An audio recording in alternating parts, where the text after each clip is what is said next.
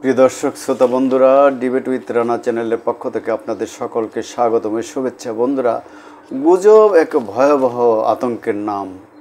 এই শুনছি স্বৈরাচারী শেখ হাসিনা বাংলাদেশে ঢুকে পড়ছেন, ভারতীয় সেনারা ঢুকে পড়ছে, দেশটাকে দখল করে নেবে হাসিনার বাহিনী, ভারত বাহিনী। কত বড় একটা আতঙ্কের মধ্যে আমরা কাটিয়েছি কয়দিন। এই দেখি সেনাবাহিনী ক্ষমতা দখল করে নিচ্ছে, এই শুনছি জঙ্গি বাহিনী ক্ষমতা দখল করে নিচ্ছে। এইসব আতঙ্ক থেকে, এইসব গুজব থেকে, ষড়যন্ত্র থেকে মুক্ত থাকার জন্য আহ্বান জানিয়েছেন প্রধান উপদেষ্টা ডক্টর মোহাম্মদ ইউনূস।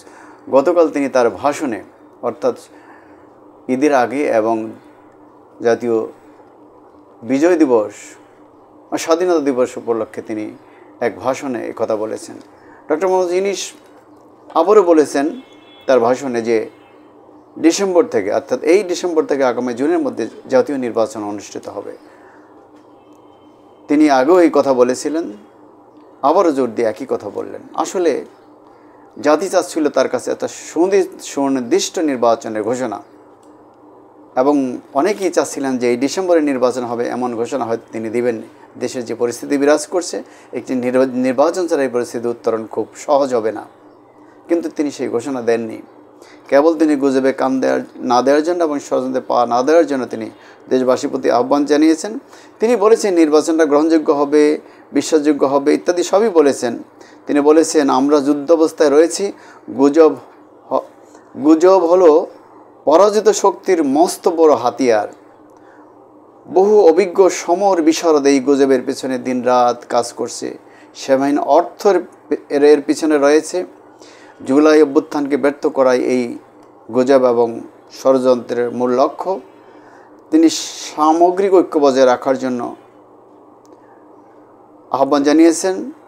তিনি বলছেন পরাজিত শক্তির এই যে ঐক্যটাই, এটা পরাজিত শক্তির গায়ে জ্বালা ধরিয়ে দিচ্ছে। তারা যে কোনো মূল্যে দেশে ঢুকে পড়তে চাচ্ছেন, ঐক্য ভাঙতে চাচ্ছেন। এই গুজব রুখতে হবে, ষড়যন্ত্র ব্যর্থ করে দিতে হবে। এই কথা কিন্তু সেনাবাহিনী প্রধানও বারবার বলছেন ঐক্য বজায় রাখার জন্য। তিনিও এর আগে রাওয়াকালে একটা ভাষণে রাজনৈতিক দল এবং নতুন শক্তিগুলির মধ্যে যে বিভেদ, জামাত, বিএনপি এবং এনসিপি নবগঠিত ছাত্রদের, এগুলোর মধ্যে বিবেকে বিরক্ত হয়ে তিনি বলেছিলেন যে ঐক্য বজায় রাখা দরকার, নাহলে তৃতীয় পক্ষ নিতে পারে, সুযোগ নিতে পারে। এবারও সেনাপ্রধান আবারও বলেছেন স্বাধীনতার সার্বভৌমত্বের প্রশ্নে সেনাবাহিনী অতন্ত্র প্রহরীর মতো কাজ করবে।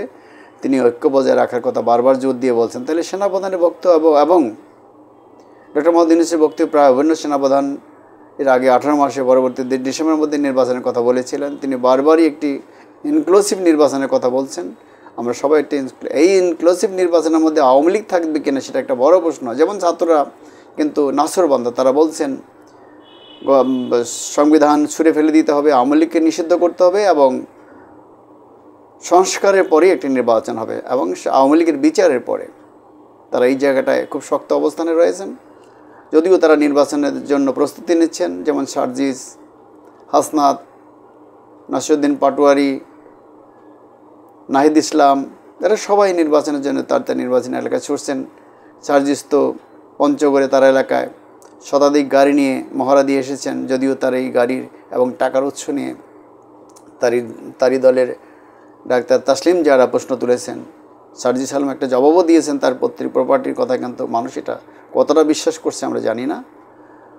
এই যে অবস্থাটা চলতেছে, আমরা এটার অবসান চাই, যে কারণে বারবার আমরা এই কথাগুলো বলছি। যেমন আমরা কি বলছি যে বিএনপির পক্ষ থেকে হতাশা প্রকাশ করা হয়েছে। প্রায় সকলের পক্ষ থেকেই প্রধান উপদেষ্টার গতকালের ভাষণে নির্বাচনের, অর্থাৎ জাতীয় নির্বাচনের সুনির্দিষ্ট তারিখ ঘোষণা উল্লেখ না থাকায় দলের মহাসচিব মির্জা ফখরুল ইসলাম আলমগীর, ভারপ্রাপ্ত চেয়ারপারসন তারিজিয়া তো বারবারই বলছেন, মির্জা আব্বাস সহ প্রায় সবাই বলছেন যে নির্বাচনের একটা সুনির্দিষ্ট তারিখ, বিশেষ করে ডিসেম্বরে নির্বাচনের কথা তারা বলছে। অবশ্য ছাত্ররা, এনসিপি অবিরাম বলে যাচ্ছে আগে সংস্কার, মানবতাবিরোধী অপরাধে আওয়ামী লীগের বিচার, আওয়ামী লীগের নিষিদ্ধ করা এবং সংবিধান বদলে দেওয়ার কথা বলছেন তারা। এই সংবিধান তারা রাখতে চান না। ছাত্রদের বক্তব্য পরিষ্কার। অন্যান্য রাজনৈতিক দলগুলো মাঝামাঝি কথা বলছেন। তবে প্রস্তুতি প্রায় সকল দলেরই আছে নির্বাচনের।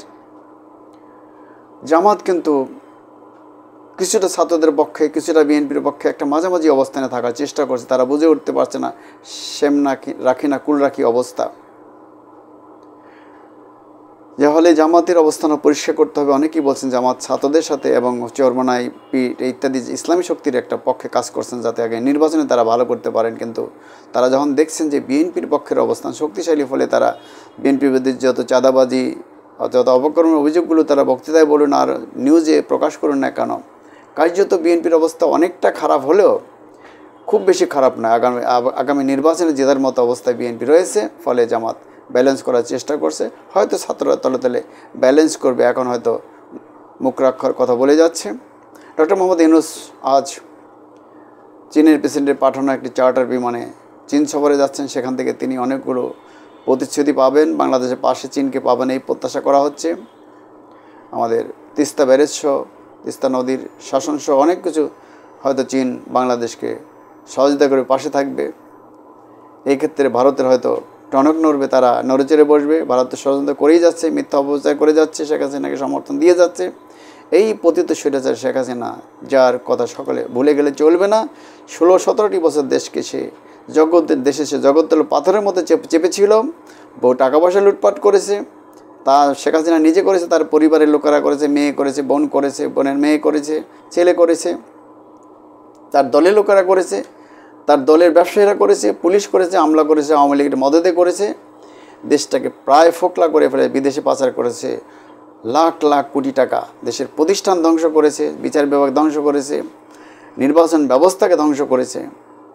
এই ভদ্র মহিলা একটি রিফাইন্ড আওয়ামী লীগ গঠন করার নামে দেশে গোলযোগ সৃষ্টি করার চেষ্টা করছেন। তিনি দেশে ঢুকে পড়ার চেষ্টা করছেন, তার দলকে উজ্জীবিত রাখার চেষ্টা করছেন। আসলে আওয়ামী লীগ দেশে মানুষের যে ঘৃণা অর্জন করছে, মানুষের মন থেকে ঘৃণা মুছতে হলে আওয়ামী লীগকে কিছু পদক্ষেপ নিতে হবে। এবং তার আগে যে ষড়যন্ত্র, যে ভুয়া তথ্যের কথা আমরা বলছি, যে গুজবের কথা আমরা শুনছি, এগুলো সেই পতিত স্বৈরাচার হাসিনা এবং তার দলের কাজ কিনা, ভারতের কাজ কিনা, সেগুলো আমাদের ভালোভাবে বুঝতে হবে।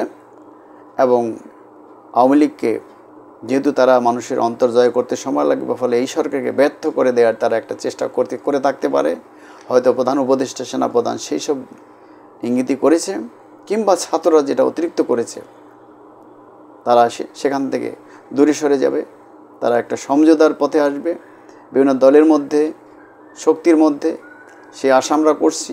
আমরা দেশে কোনো নৈরাজ্য চাই না, আবার স্বৈরাচার ফিরে আসুক, কিংবা দেশের ভিতরে কোনো স্বৈরাচার উত্থান ঘটুক, সেটাও আমরা চাই না। আমরা কেবল রিফাইন্ড আওয়ামী লীগ নয়, রিফাইন্ড বিএনপি, রিফাইন্ড জামাত চাচ্ছি, রিফাইন্ড ছাত্রদের সংগঠন চাচ্ছি, যারা আসলে দেশটাকে একটা সুন্দর জায়গায় নিয়ে যেতে প্রতিশ্রুতিবদ্ধ থাকবে, অতীতের অঙ্গীকার বলে তারা কমিটেড থাকবে।